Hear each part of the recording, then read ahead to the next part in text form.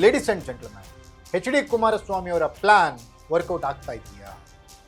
ಬಿಜೆಪಿಯಲ್ಲಿ ಅಧ್ಯಕ್ಷ ಬದಲಾವಣೆಯ ಚರ್ಚೆಗಳು ನಡೀತಾ ಇರುವಂಥ ಸಂದರ್ಭದಲ್ಲಿ ಎಚ್.ಡಿ. ಕುಮಾರಸ್ವಾಮಿ ಅವರು ಅಂದ್ಕೊಂಡಿದ್ದೇನಾದರೂ ಆಗ್ತಾ ಇದೆಯಾ ಅನ್ನುವಂಥ ಪ್ರಶ್ನೆಗಳು ಉದ್ಭವವಾಗ್ತಾ ಇದ್ದಾವೆ. ಬಿ.ಎಸ್. ಯಡಿಯೂರಪ್ಪನವರು ಅಧ್ಯಕ್ಷ ಸ್ಥಾನ ಅಥವಾ ವಿಜಯೇಂದ್ರ ಅವರು ಅಧ್ಯಕ್ಷ ಸ್ಥಾನದಲ್ಲಿ ಇದ್ದರೆ JDSಗೆ ಅಷ್ಟು ಪ್ರಾಮುಖ್ಯತೆ ಸಿಗಲ್ಲ ಅನ್ನೋದನ್ನು ಗಮನದಲ್ಲಿ ಇಟ್ಕೊಂಡಂಥ ಎಚ್.ಡಿ. ಕುಮಾರಸ್ವಾಮಿ ಅವರು ಬಿಜೆಪಿಯಲ್ಲಿ ಅಧ್ಯಕ್ಷ ಸ್ಥಾನ ಬದಲಾವಣೆಯಾಗಬೇಕು ಅನ್ನೋ ತರಹದ ಕೆಲವು ಇಂಗಿತವನ್ನು ವ್ಯಕ್ತಪಡಿಸಿದ್ರು ಅನ್ನುವಂಥದ್ದು ಸುದ್ದಿ.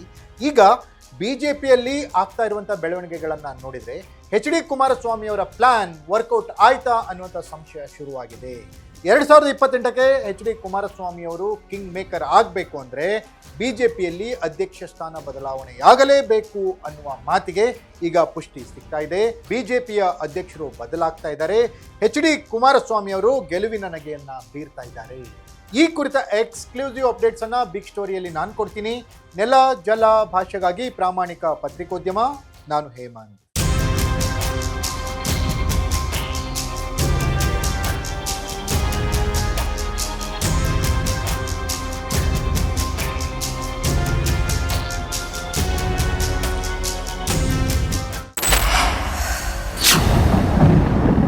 ಎಸ್ ವೀಕ್ಷಕರೇ, ಮೈತ್ರಿ ಪಕ್ಷದಲ್ಲಿ ಇಬ್ಬರೂ ನಾಯಕರದು ಒಂದೇ ಮನಸ್ಥಿತಿ.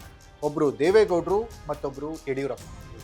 ದೇವೇಗೌಡರಿಗೆ ಮಗ ಕುಮಾರಸ್ವಾಮಿ 2028ಕ್ಕೆ ಮುಖ್ಯಮಂತ್ರಿಯಾಗಬೇಕು ಅನ್ನೋದು ಮಹದಾಸೆಯಾದರೆ, ಯಡಿಯೂರಪ್ಪನವ್ರಿಗೂ ಕೂಡ ಮಗ ವಿಜಯೇಂದ್ರ 2028ಕ್ಕೆ ರಾಜಕೀಯವಾಗಿ ಉನ್ನತ ಸ್ಥಾನದಲ್ಲಿರಬೇಕು ಅನ್ನೋದೇ ಮಹದಾಸೆ. ಈ ಇಬ್ಬರೂ ನಾಯಕರ ಮಹದಾಸೆ ಒಂದೇ ಆಗಿದ್ದರಿಂದ ಮೈತ್ರಿಗೆ ಗೊಂದಲ ಉಂಟಾಗ್ತಾ ಇತ್ತು.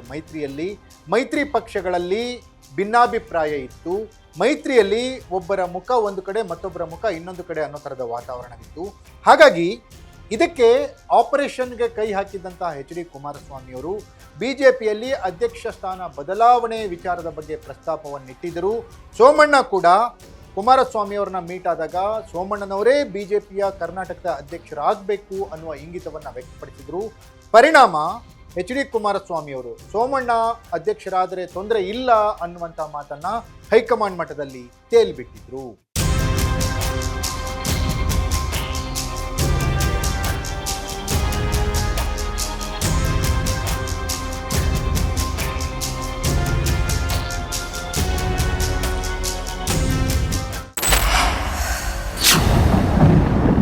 ಎಚ್.ಡಿ. ಕುಮಾರಸ್ವಾಮಿ ಅವರು ಅಂದುಕೊಂಡಂತೆ ಈಗ ಕರ್ನಾಟಕದಲ್ಲಿ ಬಿಜೆಪಿ ಅಧ್ಯಕ್ಷರ ಬದಲಾವಣೆಯ ಪ್ರಕ್ರಿಯೆ ನಡೀತಾ ಇದೆ. ದೆಹಲಿಯಿಂದ ಬಂದಂತಹ ಬಿಜೆಪಿಯ ಹೈಕಮಾಂಡ್ ಪ್ರತಿನಿಧಿಗಳು ಕರ್ನಾಟಕದಲ್ಲಿ ವಿಜಯೇಂದ್ರ ಅಧ್ಯಕ್ಷ ಆದ ಮೇಲೆ ಮಾಡಿರುವಂಥ ಸಾಧನೆ ಏನೇನು, ವಿಜಯೇಂದ್ರ ಅವರಿಗೆ ಸಂಘಟನೆಗೆ ತೃಪ್ತಿದಾಯಕವಾದಂಥ ಪಾಯಿಂಟ್ಸ್ಗಳು ಏನಿದೆ, ಅಲ್ಲದೆ ವಿಜಯೇಂದ್ರ ಅವರಿಂದ ಬಿಜೆಪಿಯ ಸಂಘಟನೆಗೆ ಯಾವ ರೀತಿ ತೊಂದರೆ ಆಗ್ತಿದೆ ಕರ್ನಾಟಕದಲ್ಲಿ ಅನ್ನುವಂತಹ ಅಂಶಗಳನ್ನು ಪಟ್ಟಿ ಮಾಡ್ತಾ ಇದ್ದಾರೆ. ವಿಜಯೇಂದ್ರ ವಿರೋಧಿ ಬಣ ವಿಜಯೇಂದ್ರ ವಿರುದ್ಧ ಹಲವು ದೂರುಗಳನ್ನು ನೀಡಿದೆ ಅಂತಲೂ ಈಗ ಹೇಳಲಾಗ್ತಾ ಇದೆ. ಈ ಎಲ್ಲ ಅಭಿಪ್ರಾಯಗಳನ್ನು ಕ್ರೋಢೀಕರಿಸಿ ದೆಹಲಿಯ ವರಿಷ್ಠರಿಗೆ ಮಾಹಿತಿ ನೀಡಲು ಬಂದಂಥ ಪ್ರತಿನಿಧಿಗಳ ತಂಡ ತಯಾರಾಗ್ತಾ ಇದೆ. ಬಿಜೆಪಿಯ ನಾಯಕರನ್ನ ಒಬ್ಬೊಬ್ಬರನ್ನಾಗೆ ಕರೆದು ಅವರ ಅಭಿಪ್ರಾಯವನ್ನ ಪಡಿತಾ ಇದೆ.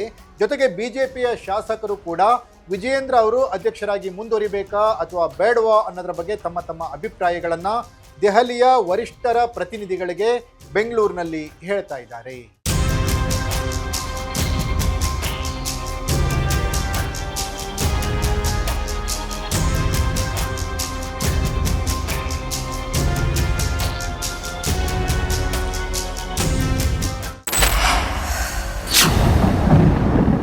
ಎಸ್ ವೀಕ್ಷಕರೇ, ದೇವೇಗೌಡರು ಮತ್ತು ಕುಮಾರಸ್ವಾಮಿ ಅವರು ಪ್ಲಾನ್ ಮಾಡಿರೋ ಥರ 2028ಕ್ಕೆ ಎಚ್.ಡಿ. ಕುಮಾರಸ್ವಾಮಿ ಅವರು ಕಿಂಗ್ ಪಿನ್ ಆಗಬೇಕು ಅಂದರೆ ಯಡಿಯೂರಪ್ಪನವರ ಮಗ ವಿಜಯೇಂದ್ರ ಬಿಜೆಪಿಯ ರಾಜ್ಯಾಧ್ಯಕ್ಷರಾಗಿ ಕರ್ನಾಟಕದಲ್ಲಿ ಇರಬಾರದು. ವಿಜಯೇಂದ್ರ ಅವ್ರನ್ನ ಹೊರತುಪಡಿಸಿ ಬೇರೆ ಯಾರೇ ಬಂದರೂ ಕೂಡ ಅಲ್ಲಿ JDSಗೆ ಪ್ರಾಮುಖ್ಯತೆ ಹೆಚ್ಚಾಗಿ ಸಿಕ್ಕೇ ಸಿಗುತ್ತೆ.